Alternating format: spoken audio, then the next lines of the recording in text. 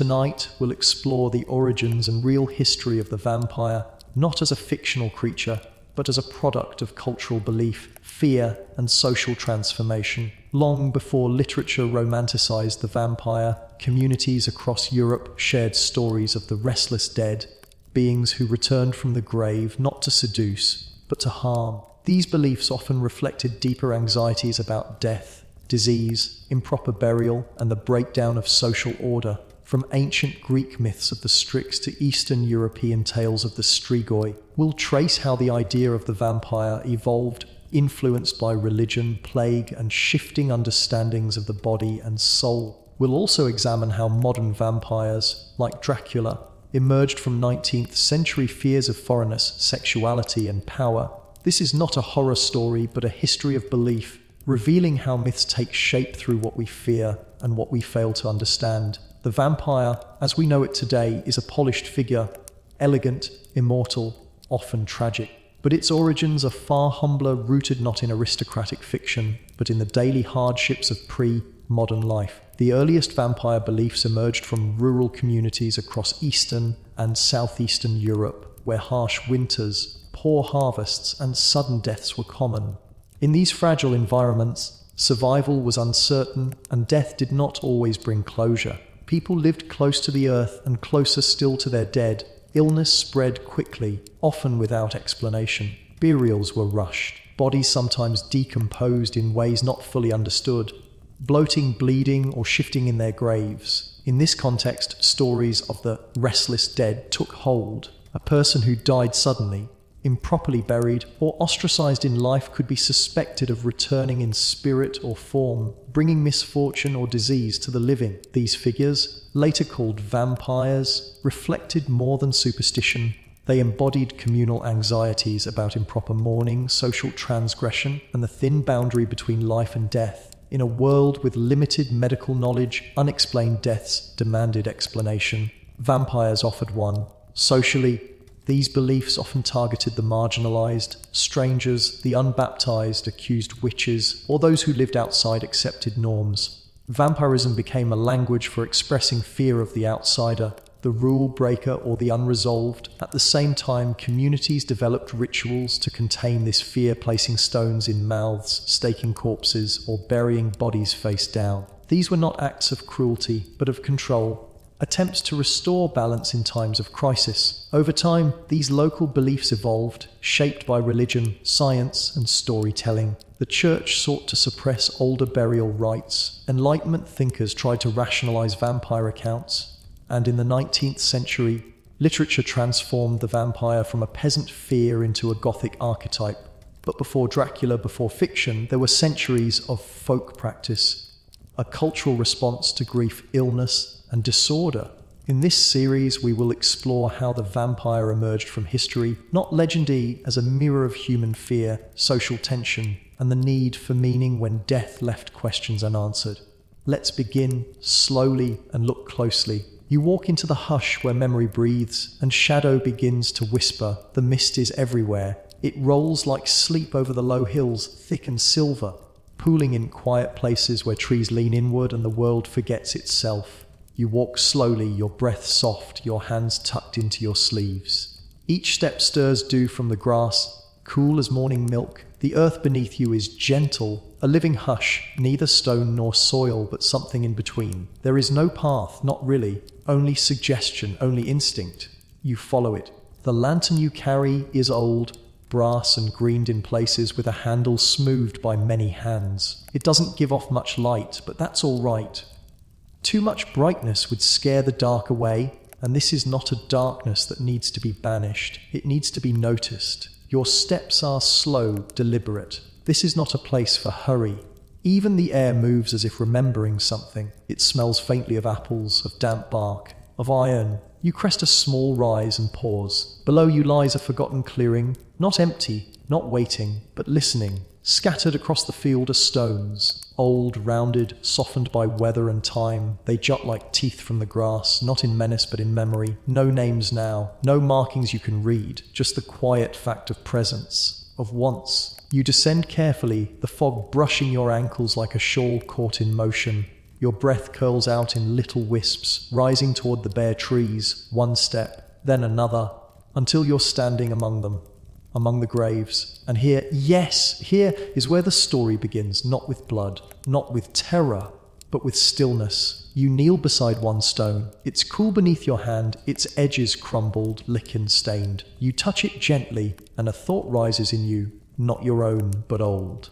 A sense of longing. The idea that someone once loved the one buried here, that they came back, lit candles, whispered songs, left coins or crusts of bread, or simply tears. You breathe in slowly, and the air changes, not colder, not heavier, just aware. The wind rustles the trees in long sighs, and the ground beneath you exhales, not loudly, but enough that you feel it in your bones. You are not alone, not in danger, not watched, just among. You close your eyes, and in that quiet, the story begins to unfold, not in words, not yet, but in impressions. A village, long ago, one road, 6 homes, a chapel with a crooked bell, people living close to the land and closer still to their dead. They knew the boundaries between worlds were thin, that the grave was not always the end, that sometimes the dead needed tending, speaking to feeding. It wasn't superstition, it was duty. You see them, these villagers. Weathered hands, tired eyes, a mother tucking garlic beneath her child's pillow, a grandfather murmuring a blessing as he buries the family dog, just in case, because they'd heard the stories. A cousin who withered away in days, pale and silent. A child who dreamed each night of the same figure, distant kin, long buried, knocking gently at her window. A cow found lifeless at dawn, dry-eyed and shrunken. They didn't call it vampirism. Not then, not yet.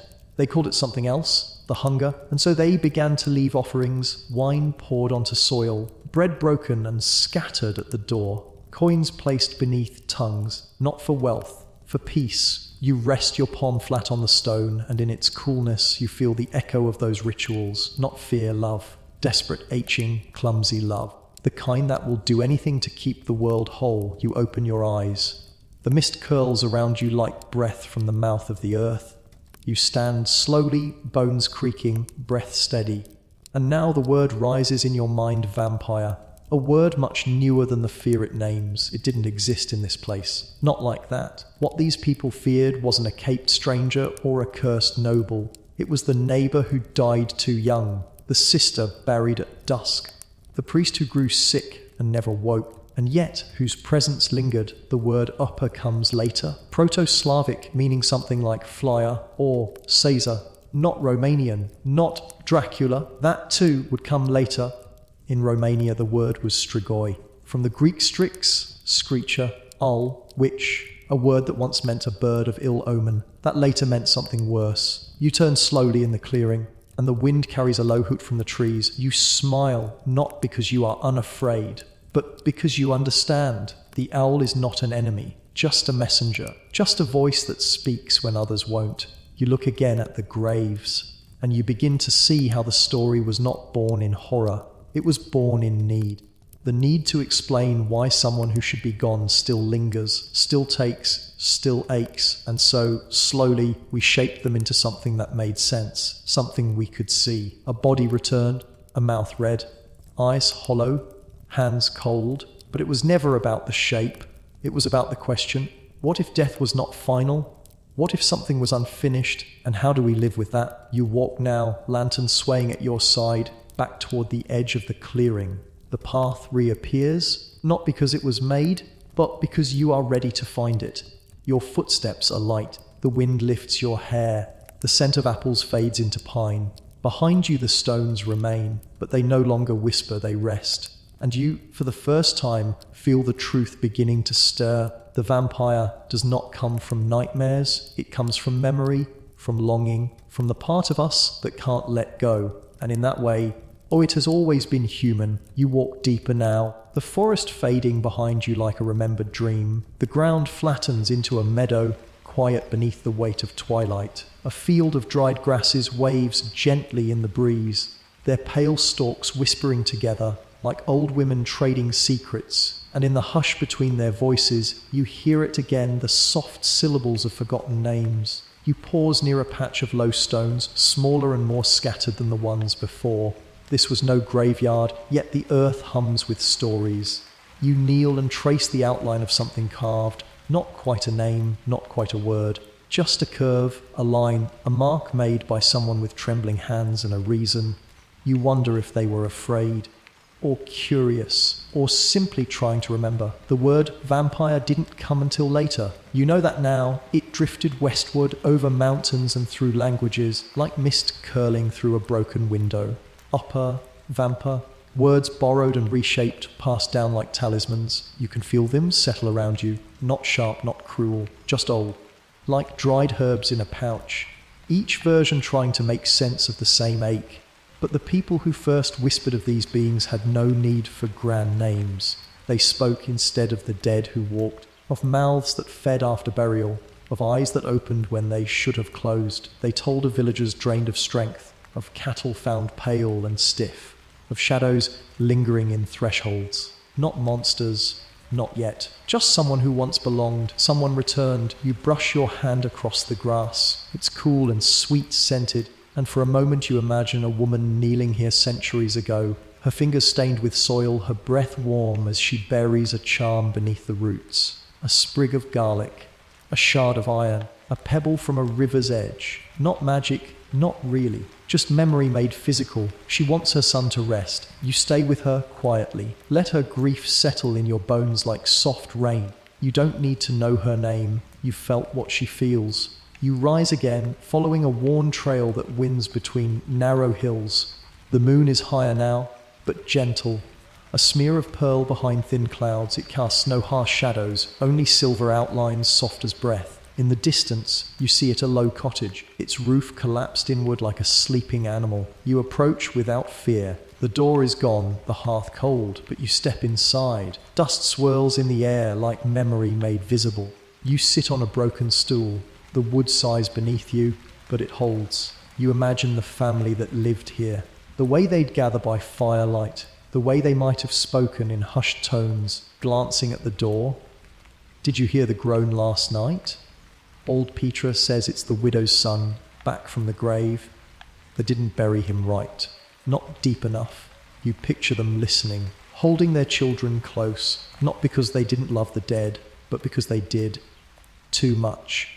And because love, when denied its ending, becomes a door through which strange things walk. Outside, the wind shifts. You hear it catch in the bare rafters, moaning just slightly. It could be the wind. But you understand now why they believed otherwise. You rise, brushing cobwebs from your sleeves. You feel no dread, only recognition. The old folk were not fools. They were trying to stay safe. They were interpreting the world with the tools they had: dreams, stories, and the stubborn desire to keep going, to make sense of the unbearable. You step outside and walk again, not quickly, but steadily. You pass more stones, more shapes.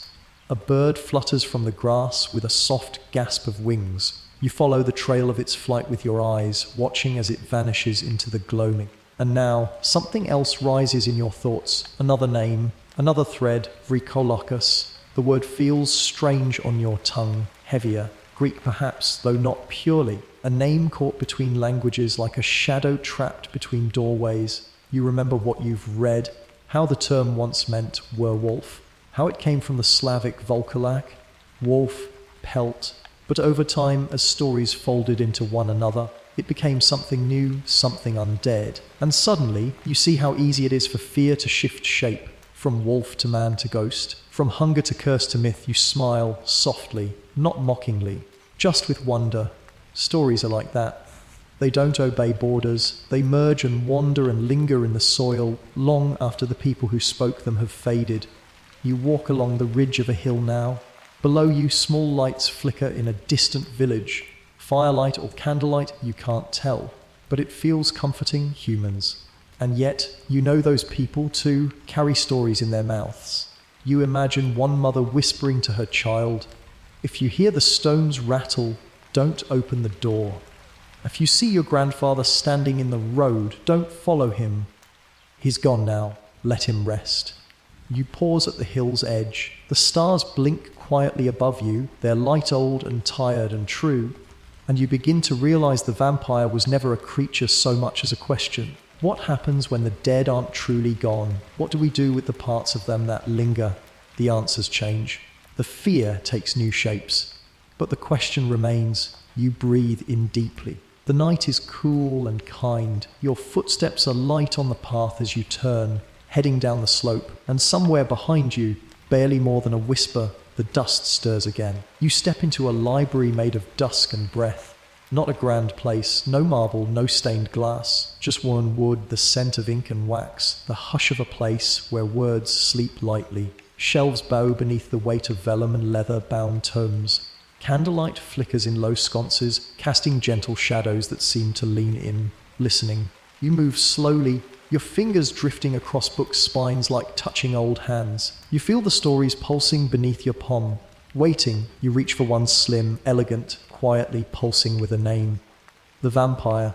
It opens with a sigh as if grateful to be remembered. John Polidori. You recall the name like a wisp of perfume from another room. A physician, a dreamer drawn into the orbit of larger, louder stars. You remember Lord Byron, the rainy summer, the challenge that gave birth to monsters. And yet, the vampire Polidori shaped was not a creature of the grave, not a howling beast. He wore velvet. Lord Ruthven.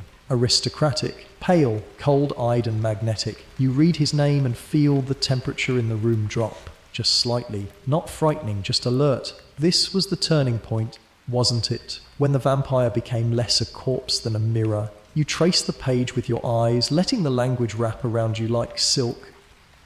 Ruthven walks through London's salons and Greek ruins. He seduces not with teeth, but with charm. His victims are drawn in willingly, almost gratefully, and you wonder, as you read, why does this version linger? Perhaps it's because fear is easier to bear when it wears elegance, when it speaks softly and kisses your hand. Or perhaps, deep down, we all fear the people we trust too quickly. You close the book gently. The air smells faintly of dried flowers and old secrets. You imagine the people who read this story first, gasping not in terror, but recognition. Because here, at last, was a vampire who didn't scratch at windows or bloat in coffins. He was someone they knew. You walk to another shelf, drawn by instinct. Another name gleams softly, Dracula. You cradle the book in both hands. It feels heavier, not in weight, but in silence. Bram Stoker's creation. You open it slowly. The pages are soft at the edges, the ink like shadow pressed into cotton. Here is Jonathan Harker, trapped in a castle that...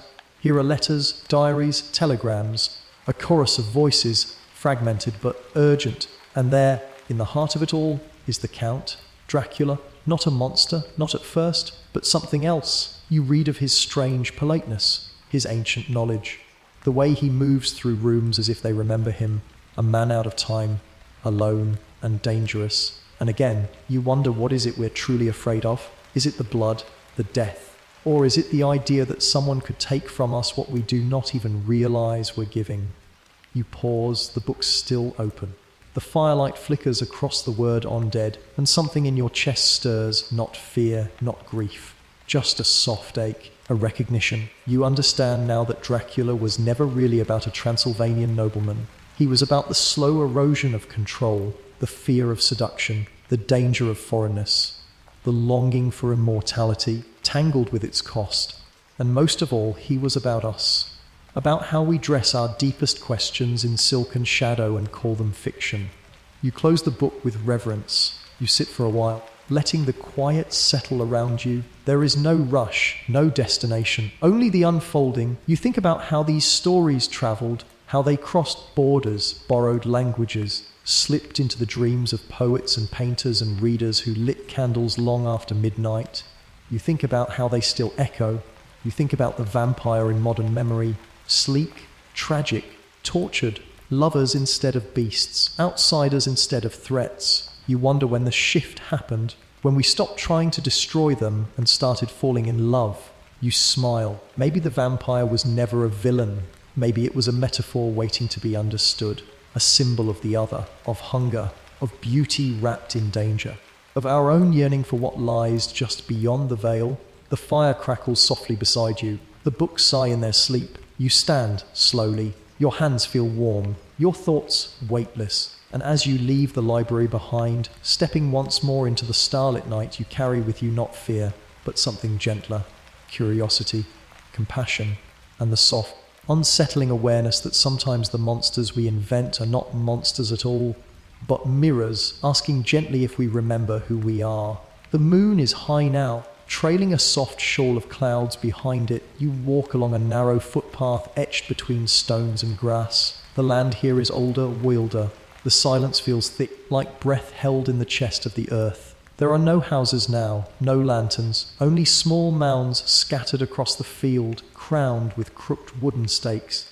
Some are recent, the wood still pale and split. Others have crumbled into moss and memory. You step carefully, though no one has walked here in centuries. This place was not marked on any map. It lives only in the margins of fear, of folklore, of time. And yet, as you move, you can feel it. This is where the line between life and death was redrawn. You pause near a large stone, partially sunken, laced with roots and lichen. You kneel, brush it gently, not to uncover it, but to greet it. You remember now what you've read, what the scholars and archaeologists have found. Bones with rocks forced into their mouths, ribs pierced with iron spikes, legs broken post-mortem, skulls turned to face the ground. You do not recoil. There is sorrow in this knowledge, yes, but also tenderness. This was not cruelty, it was care. You run your fingers over the soil, still dark with memory. You imagine the villagers who once stood here under a moon like this. Their faces pale, their hearts tight with worry. They had lost someone, a neighbour, a child, a mother, and then after burial, others began to waste away. First one, then another. And in their desperation, in their aching need to explain the unexplainable, they dug.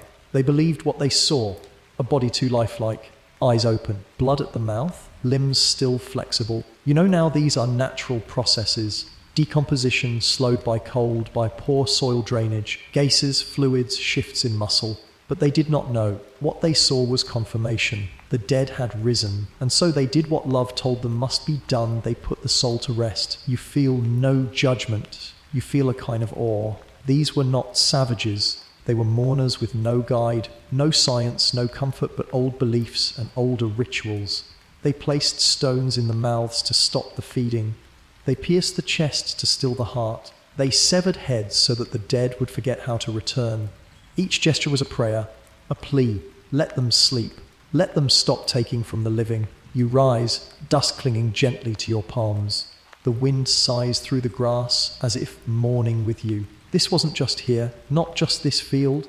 These practices stretched across Central and Eastern Europe, from Polish village hills to the forests of Serbia, from Moravian borders to the Danube. The map blooms in your mind, not with cities, but with quiet acts of grief. You see how some graves were salted, how some bodies were buried face down to confuse their souls, how garlic and iron and thorns were laid like lullabies to soothe or ward. You walk slowly now through the imagined landscape of those rituals. They are not grotesque, they are sacred. This was a world where the dead were not finished with the living, and the living had to act. You remember now the Draugr of Norse legend, sea-soaked corpses that walked in fury, or the revenants of Gaelic lore, who rose not from thirst, but from unfinished business. Every culture had a name, a shape, a fear, but also a method, a way to stop the hunger. You understand something now. Vampires were never about blood alone. They were about balance. Something had been taken, a life, a promise, a dignity, and the world cried out to be restored. You step beyond the grave field into a low glade filled with mist. The ground is soft here, like walking on breath. A single tree grows at the center, ash or beech, you're not sure, but its limbs reach out like open arms. You sit beneath it, knees drawn gently to your chest. The night hums quietly, the earth below you is still, and in this quiet a new thought begins to bloom. What if the vampire, this ever-changing figure, was never meant to frighten us? What if it was meant to remind us, to slow us down, to make us ask, what have we forgotten to bury? What sorrow have we left untended? What grief have we allowed to fester, to walk beside us in silence? You breathe in deeply. The air tastes of damp moss and memory. A single drop of dew rolls down a leaf, then falls soundless onto the earth. You feel it land, and it feels cleansing. You think again of the exhumations, the villagers who did what they thought was right. They were wrong, perhaps, in the facts, but not in need. They needed meaning. closure, healing. And in their hands, the vampire was not just a monster, but a message that what we bury must be buried well, that what we love must be released. That fear, when left unspoken, becomes a shadow with teeth.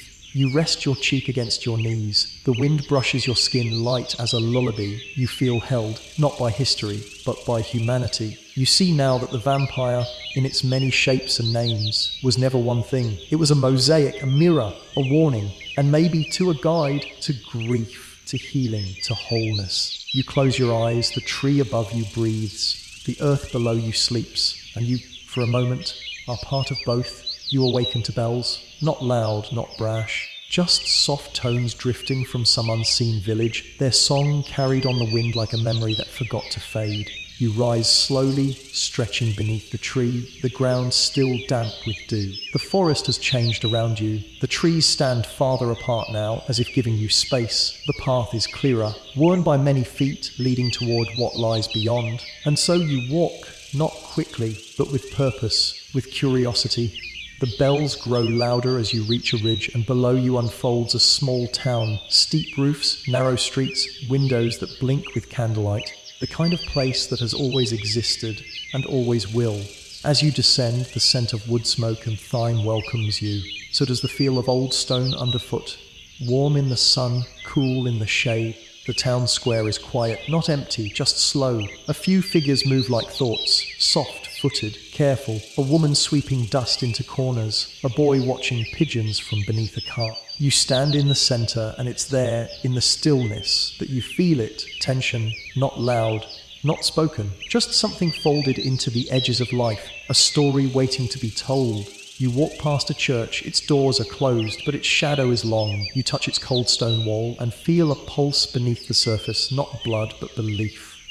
Structured, anchored, powerful, the Christian world rising. You remember now this was the time when the old ways began to crack beneath new doctrines. When the pagan rituals of mourning and the ancient customs of burial began to seem suspect. And yet, the dead didn't behave any differently. Still they rose in story and in fear. Still they knocked on windows. Still they whispered across thresholds. You walk toward the edge of town, where the houses are poorer and the walls thinner. There, you find what you were looking for. A simple home half collapsed, its shutters open to the wind. You step inside and time folds around you. A table, still set. A bowl of herbs dry now. A cot with the sheets rumpled, as if someone just left it, and on the floor, not far from the hearth, a circle of small stones. Ash, a sprig of rosemary, a charm tied in red thread. You recognize the ritual, old, not quite Christian, not quite forbidden, a protection against the wandering dead. You kneel gently, touch the thread, the knot is clumsy, desperate, the work of a hand not trained in magic, but moved by love and fear. You feel a hush behind you. You turn, not startled, but aware. A presence, not ghostly humans. A priest, perhaps. A scholar. You imagine him standing at the door, stern in robe and gaze, declaring the practice heresy, declaring the soul lost, the body damned. You sigh. This was the age when belief turned sharp, when the church insisted the dead must stay dead, and that to doubt it was to stray from God. But people kept doubting, not to rebel, but to survive. You rise and walk again. The village fades behind you. In its place grows something else, a city. Not all at once, but gradually. Buildings stretch upward. Lanterns glow from iron hooks. The cobblestones echo with wheels and boots. You are in the 17th century now, maybe 18th, the age of reason they called it. But fear does not fade so easily. You follow the streets to a doorway, where a small placard reads Cabinet of Curiosities. You enter. Inside, shelves sag with oddities, skulls with holes, pickled organs in glass jars, scraps of parchment covered in tight Latin script. And in the centre, a single exhibit under glass, a wooden stake. Beneath it, a yellowed page describes its use, exhumation, staking, prevention of post-mortem animation. You read slowly, each word careful, clinical, precise. Here at last, the vampire became real. Here, doctors and philosophers began writing reports, recording symptoms, offering procedures, not because they believed, but because the people did. Because village after village in Eastern Europe begged for help, pleaded with scholars to explain why their loved ones kept dying, why the graves felt restless, And so men with powdered wigs and quills visited the outskirts of empires and wrote what they saw. They described bodies dug up weeks after burial that looked untouched, hearts full of blood, lips red, cheeks flushed. They described fear, and they gave it a name. You trace the outlines of a map mounted on the wall. You see Serbia, Poland, Romania, Hungary. You see circles and dates. The vampire panic. It spread like fire, not just through towns, but through minds. Voltaire wrote of it. Rousseau scoffed. Treatises were published, and still, peasants in small villages left garlic at their windows. Still they whispered of cousins who came back with cold eyes. Still they begged for peace. You move to a window. Outside, the city blurs. Smoke rises from chimneys. A woman walks briskly with a basket. A man tips his hat to a stranger.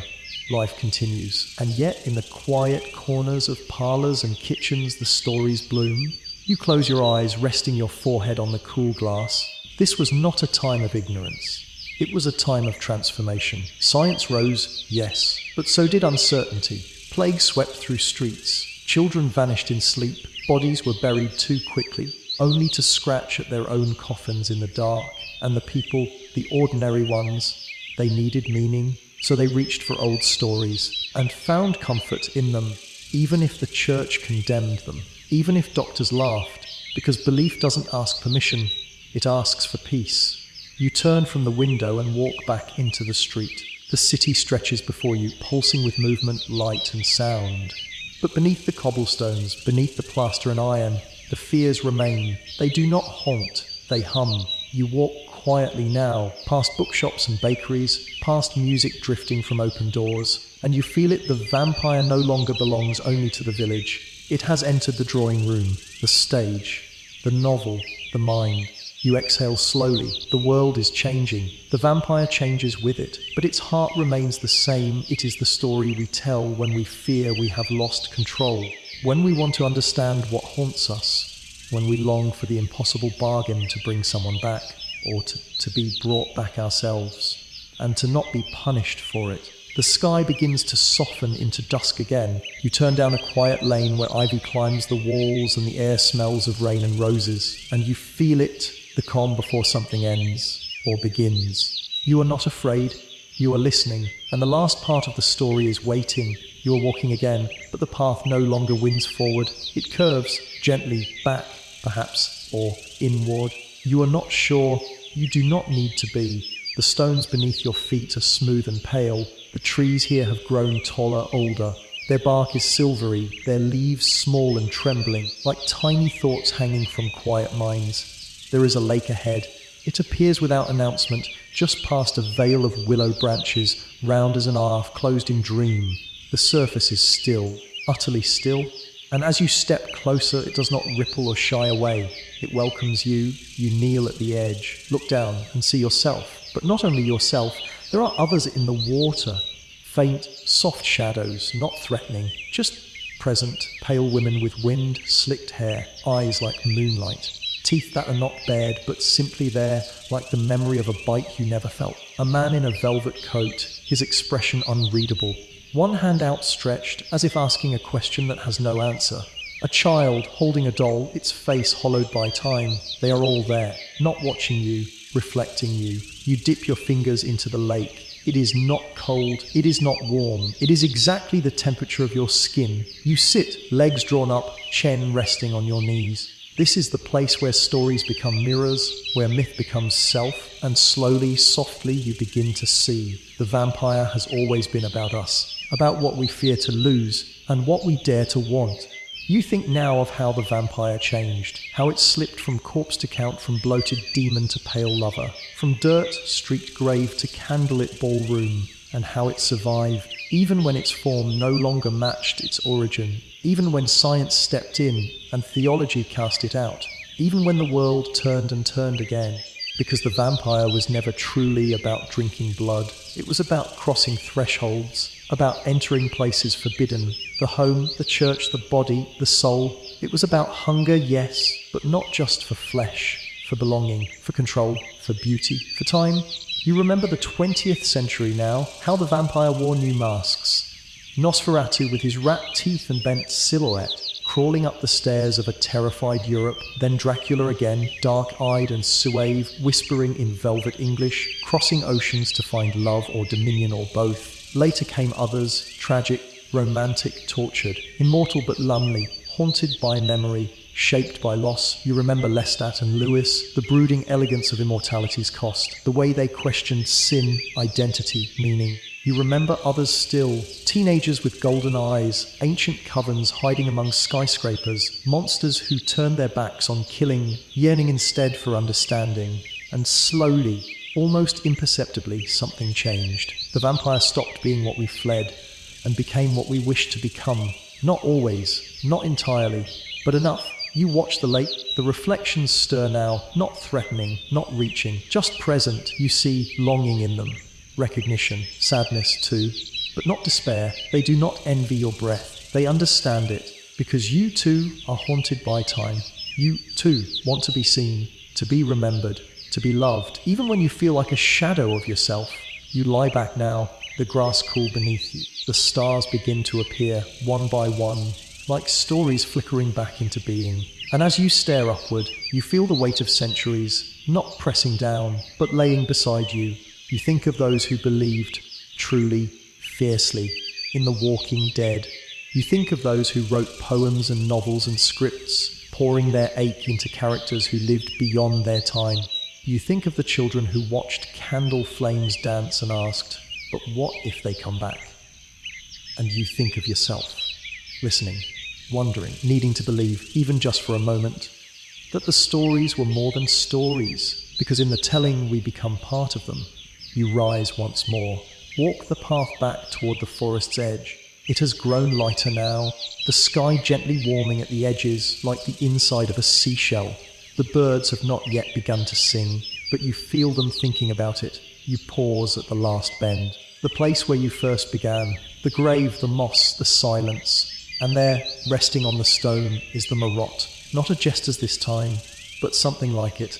A small stick, topped with a pale carving, a face neither smiling nor fanged, just calm, open. You lift it. It fits your hand, and as you hold it, you feel something shift, not outside, but within. You do not need to choose what to believe. You only need to understand why others did, why they lit candles, why they salted graves, why they kissed the mouths of the dead and whispered, "Please don't come back angry. The vampire is not a creature. It is a question, a key, a memory shaped into form, and like all stories, it asks only to be heard, not solved." You walk now toward the very edge of the forest, where the trees thin into meadow and the sky reaches down to touch your shoulders. You do not look back. You do not need to, because the past is not behind you. It is within you. You carry the grave dust in your lungs, the old words on your tongue, the stories in your skin, and they do not weigh you down. They lift you. As you walk, the world brightens. You hear the first bird call, feel the warmth of coming sun through your sleeves, the scent of something blooming, honeysuckle, maybe, or memory. You smile, because now you know the vampire has always been with us, as shadow, as longing, as the soft ache of wanting more time, and in understanding it, softly, without fear, you make peace with it, with yourself, with all things that linger, and the lake behind you closes its eyes, and the wind carries away the last sigh of the story, and the path unfolds once more toward waking, toward wonder, toward home. The story quiets now, not with finality, but with breath. A long, slow exhale after centuries of shadow, ritual, and fear. The vampire, once feared, then adored, now understood, takes its place not only in fiction, but in the shared memory of human longing. Its legacy is not carved in stone, but whispered in thresholds, echoed in stories told by firelight, or written between the lines of old texts and customs. It began long ago, not as a villain, but as a question, a shape formed by grief, confusion, and the need to explain what death did not. And in that way, the vampire did something rare. It bridged the worlds it haunted, between the living and the dead, between old beliefs and modern minds, between rich and poor, sacred and profane, east and west. It offered voice to communities who feared isolation, who mourned without answers, who sought control in a world too vast to tame. And as times changed, the vampire changed too. Its form adapted, from peasant corpse to aristocratic predator, from monster to metaphor. Yet its roots remained in something simple, the human need to understand what lives on after loss. This figure carried with it burdens, suspicion, misinterpretation, silence. It was feared. It was used to target outsiders, to draw lines between belonging and exile. And yet, it also endured. It endured because people needed it, not just to fear it, but to learn from it. In its long life, the vampire walked a delicate line, half myth, half social mirror, a creature caught between the natural and the supernatural, between superstition and psychology. It bore the weight of centuries of human anxiety, but also the beauty of human storytelling. It gave shape to the unseen, it made fear speakable. And now, in this gentler hour, we see it not as a warning, but as a reminder that what we fear most often reflects what we care about most deeply. That myth can carry truth even when facts fall away. That even in the darkest tales we find humanity reaching out for meaning, for peace, for continuity. The vampire no longer stalks us. It walks beside us, quietly, as metaphor, as memory, and as the night fades, as history closes its eyes for rest, the story it leaves behind is not one of blood, but of resilience, of transformation, of what lingers. So take a final breath with it, and let it go softly into sleep, not as a monster, but as a part of us. Welcome, beautiful soul, you are here, and that is enough. You are safe now. You are home. Find a comfortable position. Allow your body to relax deeply into your bed. Let the day drift away like clouds in a slow-moving sky. Close your eyes gently. Feel the air as it flows in and out of your body. Breathe in deeply and breathe out slowly. Inhale calm, exhale tension. Inhale peace, exhale worry. Let your body begin to melt into the softness of your blankets. Let your shoulders drop. Let your jaw relax. Let your hands unclench. Let your toes soften. You are here and you are safe. You are surrounded by peace. You are held in love. You are protected. There is nothing you need to do now, nothing to fix, nothing to chase, only this moment of stillness, of quiet, of becoming. Tonight, we plant the seeds of wealth, success, love, and deep respect. These seeds are taking root in the fertile soil of your subconscious mind. As you drift into deep, healing sleep, these truths will bloom within you. They are already part of you. Let us begin. Wealth, I am aligned with the energy of wealth. You are aligned with the energy of wealth. I am open to receiving abundance in all forms. You are open to receiving abundance in every form. Money flows to me easily and effortlessly. Money flows to you easily and effortlessly. Wealth surrounds me. Abundance embraces you. I am a magnet for prosperity. You are a magnet for prosperity. I receive with gratitude. You receive with grace. My life is rich with opportunities. Your path is lined with golden possibilities. Every dollar I receive brings me closer to freedom. Every coin that comes to you is a step toward ease. I trust the flow of abundance. You trust the natural flow of all good things. With every breath, I attract wealth. With each breath, you become more abundant. Breathe in the energy of prosperity. Exhale doubt. Breathe in the golden light of abundance. Exhale fear. You are wealthy in mind, in spirit, in life. I am already abundant. I deserve to live in financial freedom. You deserve all the wealth life wants to give you. You are ready. You are open. You are worthy. With each breath, you relax deeper into the truth of who you are. The seeds of wealth are planted. Now, success begins to grow. Success, I am destined to achieve great things. You are made for greatness. I succeed in everything I choose to do. You are successful in every way. Everything I touch turns to success.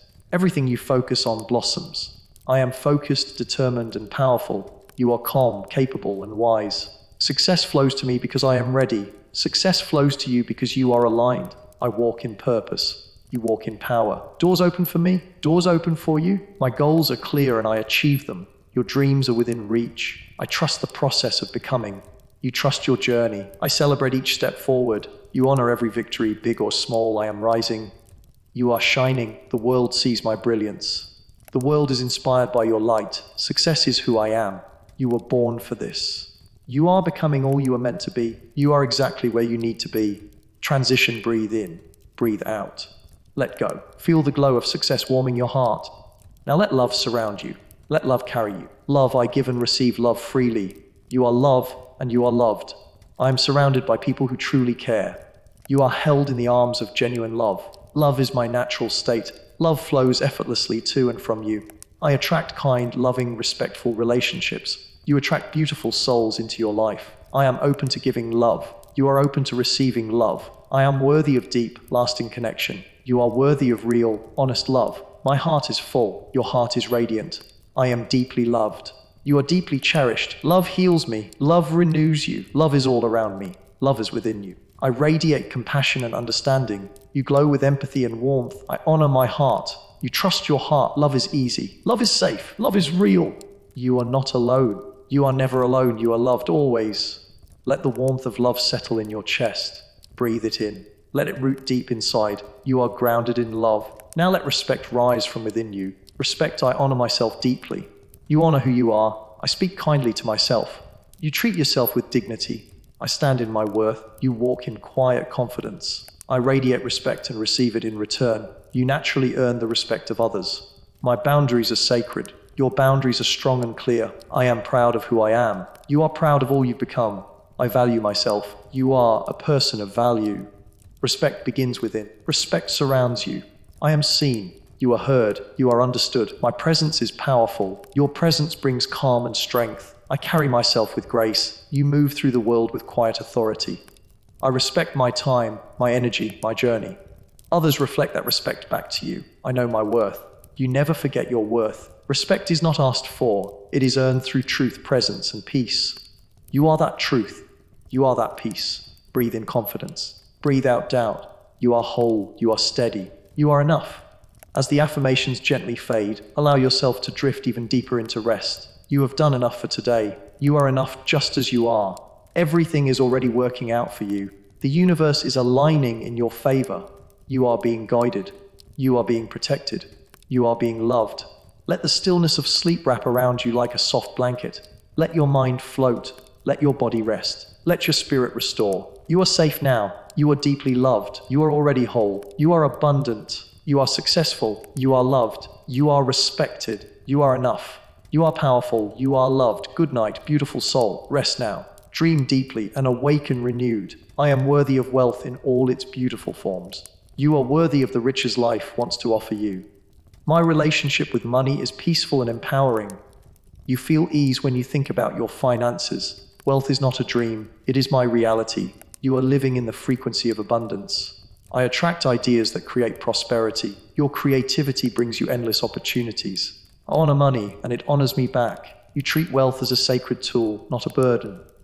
The more I give, the more I receive. As you share, abundance returns to you multiplied. I welcome miracles into my financial life. Miracles are finding you right now in unexpected ways. Wealth is not just about money.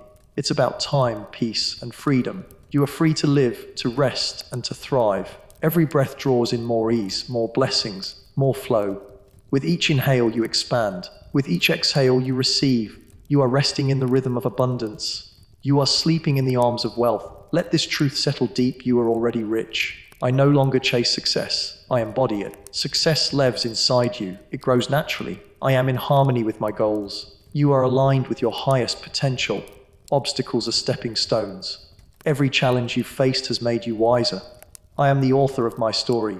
You write your life in bold, beautiful strokes. I take inspired action with courage. Your choices are powerful. Your path is guided. The universe supports every step I take towards success. Even when it's quiet, the universe is cheering you on. I trust my timing. You are not behind. You are not late. You are right on time. My success uplifts others. Your wins are blessings for everyone around you. I don't need to prove myself. Your presence speaks louder than effort. Success isn't pressure, it's peace. You don't chase it, you breathe it. You rest now knowing success is already yours. My heart is open, whole, and safe. Your heart is healing gently with every breath. Love finds me when I am still. Even in rest, love is moving towards you. I am surrounded by warm, supportive people. You draw in relationships that nurture and uplift you. I release past wounds and make space for new love. Old pain is dissolving, replaced by soft new beginnings. I attract love that honors my truth. You are loved for exactly who you are. I am lovable in every season of life. You are enough, without changing a thing. My soul recognizes real connection. Your spirit calls in only what is true and kind. I forgive those who hurt me. Forgiveness makes space for more love. I hold no fear of love, only gratitude. You trust the flow of affection, closeness, and care. Love is not something I search for. It flows through me. You radiate love in every word, every smile, every quiet moment. You deserve soft, steady, sacred love, and it is already on its way. I am deeply rooted in my self-worth. You carry yourself with silent power. I don't need to be loud to be heard. Your calm energy commands attention. I honor my voice and speak with confidence. Others listen because you believe in yourself. Respect begins with how I treat myself. You are setting the tone for how others treat you. My self-respect builds unshakable boundaries. Your space is sacred and you protect it gently. I release the need to please. You are not here to shrink or be small. I choose relationships where I am valued. You walk away from anything that dims your light. Respect flows from authenticity. You are most respected when you are most yourself. There is strength in my stillness. You don't need to prove anything. Every day, I show up as someone I admire. You become someone your younger self would be proud of. You are not just respected, you are deeply admired. Now, picture yourself walking through a field under a golden sky. Everything is quiet. Everything is gentle. The world is at peace. You feel the earth supporting you under your feet. The sun kisses your skin. The breeze whispers you are loved. In this moment, all things are possible. Repeat softly in your heart, I am open, I am ready, I am worthy, I am aligned with wealth, I am flowing in success, I am wrapped in love, I am honored and respected. There is no need to try. There is no need to reach, just rest. Let the affirmations carry you now. I am abundant. I am becoming. I am growing. I am evolving. I am receiving. I am safe. I am whole. I am loved. Let your body sink even deeper into rest. Let your breath slow. Let your spirit stretch. You are cocooned in peace. You are not alone. You are never alone. All is unfolding. All is already on its way. You are the seed. You are the soil. You are the sun. You are the bloom. Rest now, beloved. In these last few moments of awareness, feel your entire being soften. There is no need to think, no need to plan, just drift. You are being guided, softly, gently, into the version of life you have always dreamed of. You are the dream. You are the answer. You are the gift. Everything you want is already within you. Everything you desire is already circling your field. Everything you need is already coming. Breathe in love, breathe out peace, breathe in trust, breathe out fear. Tonight is a turning point. A quiet, powerful shift into alignment. When you wake, you will carry this energy with you. But for now, sleep deeply. Sleep peacefully. Sleep knowing you are enough. Sleep knowing you are loved. Sleep knowing that you matter. Good night, soul of light. Good night, heart of gold. Good night, abundant one. You are safe. You are loved. Now let yourself drift even deeper. There is no urgency here. No pressure. Only breath. Only being. You are gently sinking beneath the surface of the day, floating in calm waters of peace and restoration. With every breath, you release more. With every breath, you remember who you truly are. You are not broken. You are becoming. Let the following affirmations drift in like soft waves. You don't have to hold on to them. Just let them wash over you. I am not separate from abundance. I am abundance. You are not seeking wealth. You are living it. Everything I touch is infused with prosperity. Your energy turns ideas into gold. My wealth is spiritual, emotional, and material. You are full in heart, in mind, in life. Money honors me because I honor myself. You attract what respects you, and you respect wealth. I let go of scarcity. You release all stories of lack. I am a creator of value. You are a channel through which wealth flows freely. The universe always provides. You are deeply supported by life itself. You are rich in all ways that matter, and those riches grow with ease. I define success on my own terms. Your journey is your own, and it is unfolding perfectly. I rise with grace. You are lifted by your inner strength. My path is clear, even when I cannot see it. You trust the road beneath your feet. I celebrate how far I've come. You honor every version of yourself that brought you here. Success is not a destination. It is a state of being. You live it. You breathe it. Each breath, a choice to thrive. Each moment, an invitation to grow. I lead with purpose. You are driven by your own soul's compass. The world needs what only I can offer. Your gifts are needed. Your voice matters. I am love in human form. You are the embodiment of tenderness and connection. I allow love to enter gently with no resistance. You are open. You are safe. Love is not a reward. It is your birthright. You do not have to earn love. You are already it. I let go of fear, shame, and doubt. You are no longer defined by past pain. I am worthy of lasting, nourishing love. You are held, not hurt, cared for, not used. Every part of me is lovable. You don't have to be perfect, just real. My love attracts peace. You bring harmony wherever you go. Love is not something you chase. It is something you rest in. I command respect through quiet confidence. You don't need to shout. You simply are. I walk with integrity and self-trust. Others follow your energy because it is real. Respect grows where truth is honored. You live in your truth effortlessly. I don't bend to please. You remain soft and strong, both at once. I am not afraid to take up space. You were never meant to shrink. Every part of me is worthy of dignity. Your existence is sacred. I respect my own needs, desires, and dreams. You live in alignment with your values. Others rise to meet the standard you set by being fully yourself. You are not only respected, you are revered. Now sink even deeper. You are not dreaming yet, but the dream is calling. Let these final truths wrap around you like a soft blanket of starlight. You are enough. You are divine. You are light. You are ready to receive. You are ready to rest. You are ready to remember who you've always been. Everything you are seeking is already seeking you. There is nothing to force, nothing to grasp. Just trust. The seeds are planted, the roots are growing. The bloom is inevitable. Your subconscious is alive with possibility. It is now reshaping your world gently, lovingly, powerfully. You are becoming more aligned with every breath, more magnetic, more whole. Picture yourself in a quiet forest. Tall trees surround you, ancient and wise. Their branches sway in rhythm with your breath. Above you, the sky glows with 1,000 stars. They blink just for you. The earth beneath you is soft, safe, and alive. It cradles your body like the arms of a mother. You lie back. You let go. You become one with the stillness. The moonlight bathes your skin. It whispers you are protected. You are eternal. You are at peace. This forest, this moment, this feeling, it is yours. Let the peace of the earth enter your bones. Let the stars tuck you in. Let sleep come. You don't need to remember any of this. Your soul remembers for you. You are healing. You are aligning. You are receiving right now. In this breath, in this stillness, sleep is taking you home. You are safe to drift. You are free to rest. There is no end, only deeper peace, only sweeter dreams. So sleep now, beautiful soul. Everything is already yours. Everything is already done. You are abundant. You are successful. You are loved. You are respected. And you are free. Good night. Sleep deeply. Sleep sweetly. Sleep in truth.